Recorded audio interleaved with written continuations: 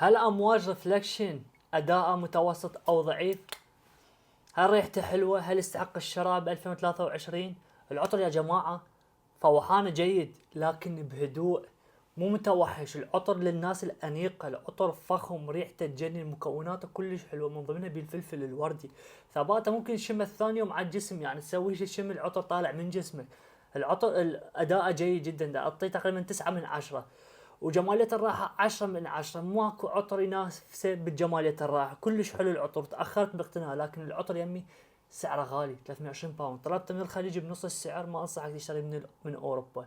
ارسلت الفلوس وفلوس التوصيل وجاني بنص السعر، فاذا انت بالخليج انصحك بيه، واذا انت باوروبا خذ من الخليج شوف لك واحد يرسله.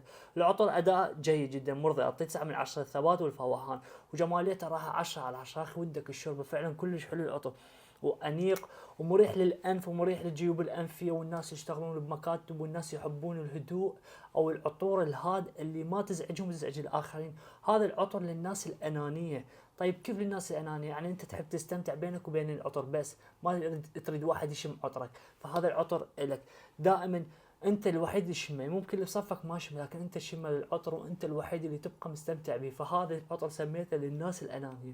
العطر فعلا تحفه، ومستحيل امواج تصنع لك عطر متوسط الاداء، كله فوق المتوسط.